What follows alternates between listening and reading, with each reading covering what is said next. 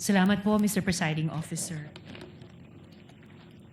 Mr. Tonyo, tama po ba na lahat ng ginagawa ng OVP tungkol sa confidential funds, so request, amounts, justifications, use at pagsagot sa mga puna ng COA, tama po ba na lahat ng ito ay dinesisyonan at inaprubahan ni VP Duterte?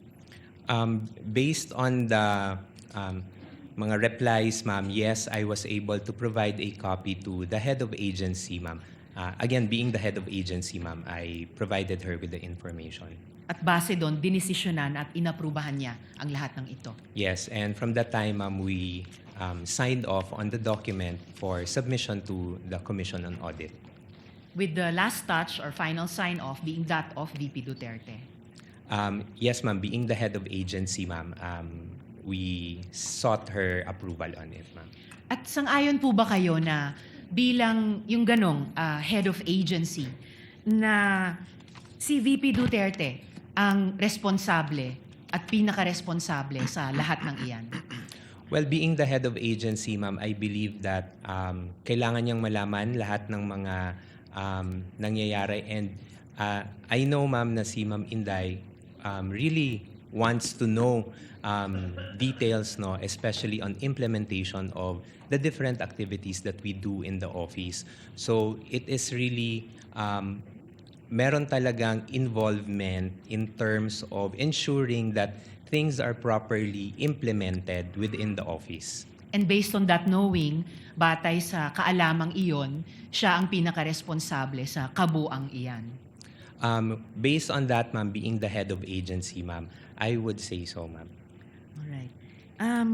Gano'ng katagal niyo na po kilala si VP Duterte? Siguro, ma'am, more than 10 years, ma'am. I started working together with her, ma'am, in 2008. At saan po so almost 20 years pala. So at saan po at paano niyo siya nakilala? Nakilala ko po siya, ma'am, bilang Vice Mayor sa Davao City, ma'am. And then at the time, ma'am, when they were looking for several staff members for the Office of the Vice Mayor, I submitted an application, ma'am. At magkakilala rin po ba kayo ni Ms. Gina Acosta kahit bago po kayo nakipagtrabaho sa isa't isa sa OVP? I knew of Ms. Gina Acosta, ma'am, during my employment, ma'am, with Sangguniang Panlungsod during the time ni Ma'am Inday as the Vice President, ma'am, and Vice Mayor as the Vice Mayor. So prior sa OVP, magkakilala at magkatrabaho na po kayo? Kilala Sa ko po Davao. si Ms. Gina, nakikita ko po siya sa Sangguniang Panlungsod. Panlungsod. And then, what about po si Colonel La Chica? Magkakilala na rin po ba kayo at magkatrabaho bago kayo magkatrabaho sa OVP? I first knew of Colonel La Chica, ma'am, when I was already with the Office of the Vice President, ma'am. So would you say po na nasa circle of trust kayo ni VP Duterte? Kayo ni na Ms. Gina Acosta, Colonel La Chica at kayo nga po? Well, ma'am, I can only answer for myself, ma'am. In terms of working relationship, ma'am, I would say that I have the trust and confidence of the VP in terms of doing duties that are assigned to me. Pero sasabihin nyo ba na walang trust at confidence si VP Duterte kay Ms. Gina Acosta? I cannot categorically say, ma'am, but I would say, ma'am, na could be, baka meron po, considering that there are also duties and functions that are being entrusted to them.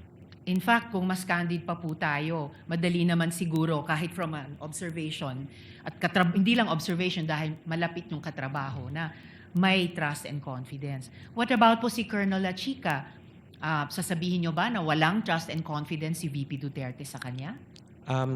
Considering, ma'am, that he is the group commander of the Vice Presidential Security and Protection Group, ma'am, I would say, ma'am, I would say that she may have the trust and confidence. Again, kung mas kaya nating maging candid, of course, lalo na kung security officer ng isang public official, of course, may trust and confidence. Otherwise, hindi ipagkakaloob ang kaligtasan sa kamay niya.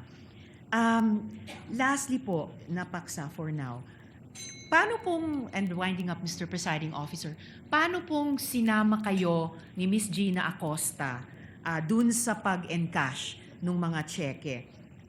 Halimbawa, kung kailangan po ni Ms. Acosta ang tagabuhat ng bag, ng cash, bakit po kayo in particular ang sinama niya?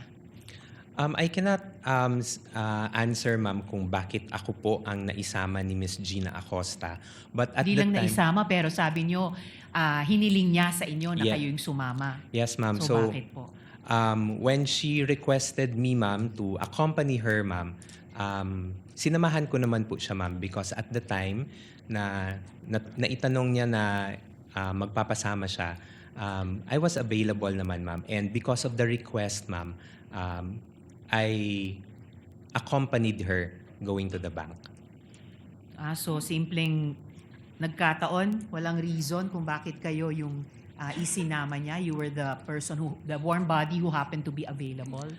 Again, ma'am, I cannot say kung ano yung pinaka-reason behind po ni Miss Gina, but when she requested me that I accompany her, ma'am, I said yes, ma'am. Nung Winding up on nag-request this siya. topic, Mr. Presiding Officer, sinamahan niyo rin po ba si Ms. Gina Acosta nung iabot kay Colonel La Chica yung pera? No, ma'am. I actually did not, I was not aware, ma'am, of the arrangement, ma'am, with Colonel La Chica, ma'am. At huli po on this topic, Mr. Presiding Kindly Officer. wind up. Winding up, Mr. Presiding Officer. Nabanggit niyo po na alam ninyo yung joint circular on confidential and intelligence funds. Hindi niyo po ba naisip na violation ang pagbibigay ni Ms. Acosta kay Colonel La Chica ng bulto-bultong cold cash? Ma'am, based on, because again, ma'am, I was not aware of the arrangement, ma'am, but when I was doing the replies, ma'am, to the AOM, and of course, I also checked on the JC, ma'am, the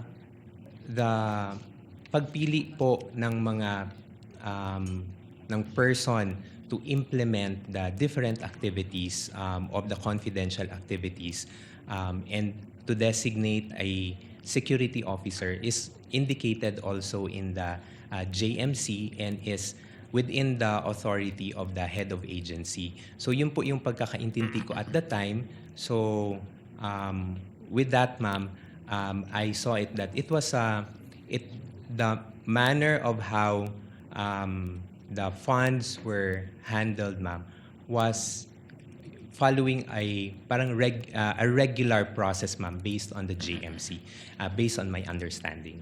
But then again, Mr. Ortonio, in closing, yung close reading ng JMC, nasabi nyo nga familiar kayo, would show na hiwalay pa sa usapin ng implementation, yung paghawak ng pondo ay dun lamang sa isang katulad ni Ms. Gina Acosta at hindi pwedeng ipagkatiwala bilang accountable officer siya, hindi pwedeng ipasakamay sa iba. Ang understanding ko po, ma'am, yes, the disbursement is with the special disbursing officer, but the implementation, ma'am, was done through the security officer. Of course, hindi po ko po tinatanong yung implementation.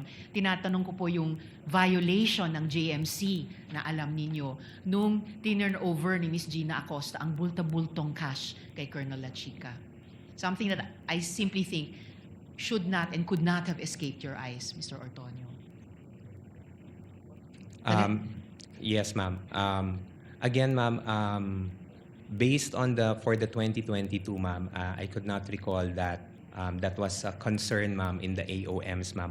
Although for the 2023, ma'am, na notice for disallowance, ma'am, it is subject for reply also on our end, ma'am, and we are currently drafting also a reply for that one. And of course, given the strict internal controls na siguro kayo yung pinaka may oversight sa opisina, even prior further communications from COA, after yung unang pagpansin nila sa last quarter 2022, edi dapat nag-exert kayo ng higit na pagbantay the next 3 quarters of 2023. Ma'am, Kindly wind up, Senator Judge Riza. Yes, winding up now, Mr. President. Your Honor, we were able to receive the audit observation memo for 2022 in October 4 of 2023. So we got the observations po, ma'am. And we already got the AOM, ma'am, and yung 3 quarters for 2023 was already implemented. Again po, Mr. Ortonio, even prior any further communications from COA, dahil familiar kayo sa JMC, sabi nyo nga, dapat alam nyo na po yun. Dagang salamat, Mr. Ortonio. Thank you, Senator Maraming Judge salamat po, Risa. Mr.